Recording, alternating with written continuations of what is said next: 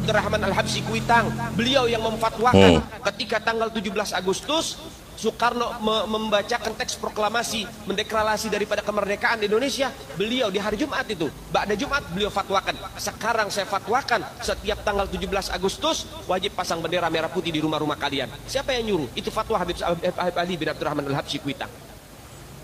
Jadi teman-teman, ada usaha ya teman-teman, ada usaha pembelokan sejarah yang dilakukan oleh oknum-oknum dari kalangan Bani Ba'lawi ini teman-teman. Bendera merah putih, siapa yang memberikan instruksi kepada Bung Karno untuk membuat bendera merah putih sebagai bendera Indonesia? Itu adalah fatwa Al-Habib Idrus bin Salim Al-Jufri Palu Al-Khairat. Lambang negara Garuda, siapa yang buat? Al-Habib Asy-Syarif Hamid Al-Ghadri dari Pontianak, keluarga baginda Nabi Muhammad.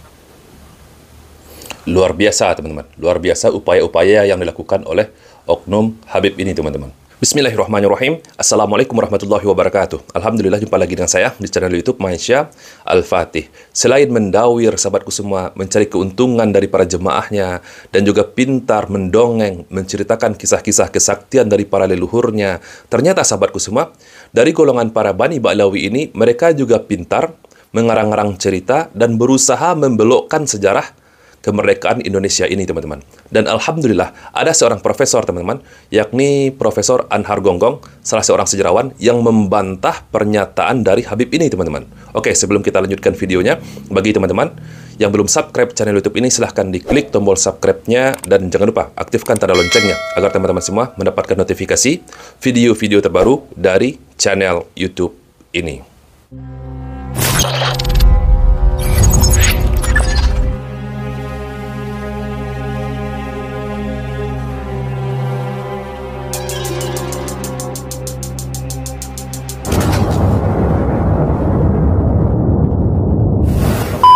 Lambang negara Garuda, siapa yang buat? Al-Habib Asy-Syarif Hamid Al-Ghadri dari Pontianak. Nggak bener. Nggak bener ya? Jadi jangan begini, jangan menggunakan sesuatu yang penting bagi negeri kita hanya untuk kepentingan diri kita dan kelompok kita. Langsung dibantah oleh Profesor Anhar Gonggong. Beliau adalah profesor besar teman-teman, salah seorang sejarawan yang paling terkemuka di negara kita, Indonesia. Nah, ini dia yang kedua. Al-Habib Ali bin Abdurrahman Al-Habsyi Kuitang. Beliau yang memfatwakan ketika tanggal 17 Agustus Soekarno membacakan teks proklamasi mendeklarasi daripada kemerdekaan Indonesia. Beliau di hari Jumat itu, ba'da Jumat beliau fatwakan. Sekarang saya fatwakan setiap tanggal 17 Agustus wajib pasang bendera merah putih di rumah-rumah kalian. Siapa yang nyuruh? Itu fatwa Habib Ali bin Abdurrahman Al-Habsyi Kuitang. Nah, langsung juga dibantah oleh Profesor Anhar Gonggong. Kemerdekaan 17 Agustus. Nggak ada itu. Nggak ada, ngarang ya? Itu justru antara tanggal 15 sampai tanggal 16 ya, terjadi persoalan di antara pemimpin kita. Itu menyebabkan maka pada tanggal 17 Agustus kemerdekaan itu diadakan, dan itu adalah kemerdekaan bangsa. Belum ada negara. Besoknya baru ada negara, yaitu tanggal 18 Agustus. Ya, jelas sekali penjelasan beliau. Jadi teman-teman, entah apa rencana dari golongan para Bani Ba'lawi ini, sampai mereka pun berani teman-teman, berani membelokkan sejarah kemerdekaan Indonesia. Bahkan teman-teman, banyak juga kita dengarkan dari ceramah-ceramah mereka, para pahlawan Indonesia itu dihabibkan teman-teman. Kemarin baru saja kita membahas tentang makam palsu. Banyak makam-makam palsu yang dibuat dan dihabibkan dan dikeramatkan teman-teman. Tujuannya seperti yang dikatakan oleh Ustadz Abdul Somad, ujung-ujungnya duit teman-teman. Untuk mendapatkan duit infak dari orang-orang yang melakukan ziarah kepada makam palsu tersebut teman-teman. Oke, kita lanjutkan lagi videonya. Lambang negara Garuda, siapa yang buat? Al-Habib Asy-Syarif Hamid Al-Ghadri dari Pontianak, keluarga baginda Nabi Muhammad. Lambang negara Garuda teman-teman. Dikatakan juga yang membuat adalah seorang Habib teman-teman. Seorang Habib dari golongan Bani Ba'lawi.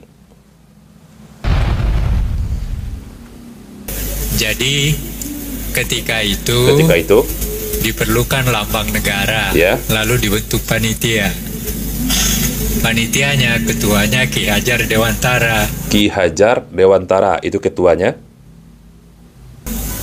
Lalu anggota panitianya ada Yamin, ada Sultan Hamid. Nah, lalu ada 2 dari sekian banyak Gambar? bahan yang masuk, 2 yang diterima. Sultan Hamid sama Yamin. Oke. Tapi kemudian setelah dilihat bahwa Yamin sedikit ada kecenderungan ke Jepangan, maka kemudian diterima Sultan Hamid. Tetapi ada tetapinya. Ada tetapinya, teman-teman. Diterima, tetapi begitu Bung Karno melihat, maka dia melihat berbagai hal yang kurang tepat. Ya. Maka dia panggil seorang seniman namanya Dullah. Seorang seniman namanya Dullah dipanggil oleh Presiden pertama Republik Indonesia, yakni Bapak Insinyur Soekarno. Lalu dia katakan, Dullah, perbaiki itu. Diperbaiki. Maka diperbaiki. Jadi yang kita lihat sekarang itu bukan asli dari Sultan Hamid, tetapi itu adalah perbaikan dari kehendak Presiden Soekarno yang ditugaskan kepada seorang seniman yang bernama Dullah. Faktanya seperti itu. Ya, sangat jelas sekali penjelasan dari beliau, teman-teman. Kita lanjutkan lagi sedikit. Itu yang pertama. Yang kedua, saya menolak Sultan Hamid sebagai pahlawan nasional karena pada tahun 1947 pangkatnya dinaikkan dari kolonel menjadi mayor jenderal di negeri Belanda. Pada tahun itu kita diburu-buru oleh Belanda, ditembakin dan sebagainya. Dia tidur di negeri Belanda. Pejabat Belanda ya, teman-teman. Subhanallah. Terima kasih, itu jawaban saya. Selain dari Bapak Profesor Anhar Gonggong, teman-teman, juga dibantah pernyataan Habib tadi oleh salah seorang negarawan. Baklawi kalau bagi saya bukan gitu ya, bukan turunan Nabi karena dari bukan keturunan Nabi. Jelas ya. Kemudian dari historik jelas.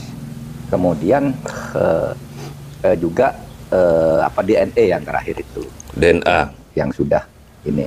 Jadi saya tidak percaya. Tetapi bagi mereka yang percaya bahwa mereka itu turunan Nabi, ya silakan aja.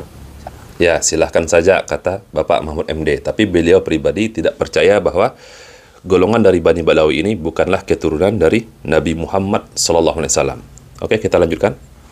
Tidak keberatan.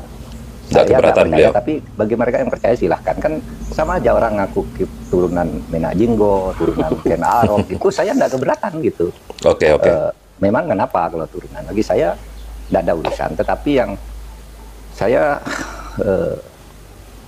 kemudian tersinggung dari itu ketika peran ulama-ulama Indonesia dan para pejuang Indonesia itu diremehkan. Diremehkan bagaimana?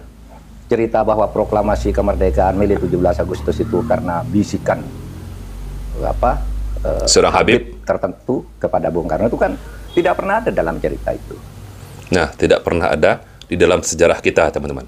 Jadi itu hanyalah karangan dari mereka, dari Bani Balawi ini.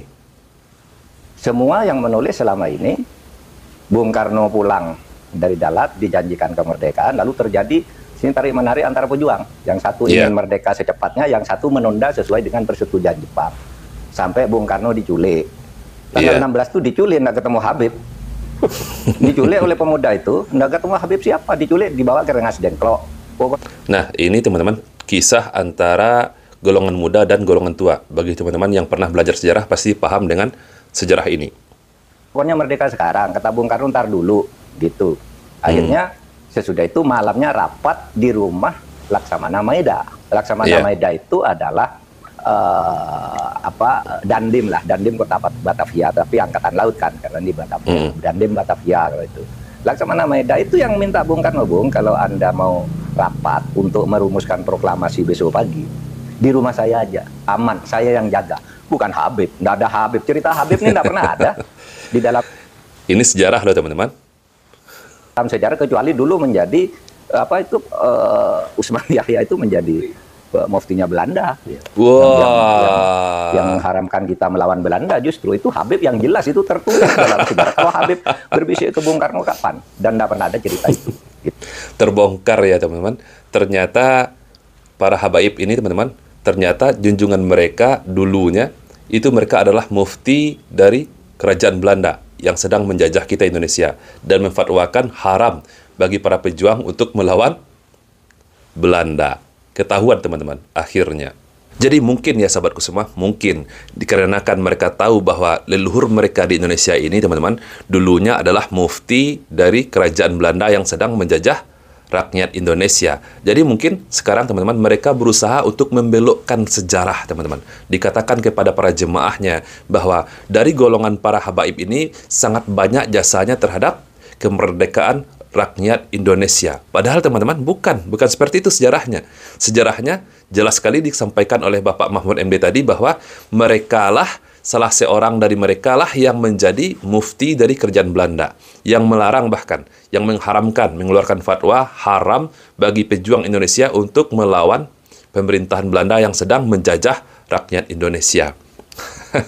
Ini kan keterlaluan teman-teman, berusaha untuk membelokkan sejarah.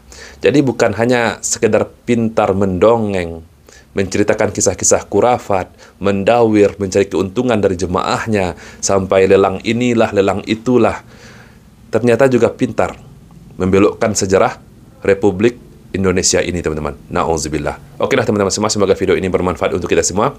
Saya Reski Maisa Putra, barakallahu fikum. Assalamualaikum warahmatullahi wabarakatuh.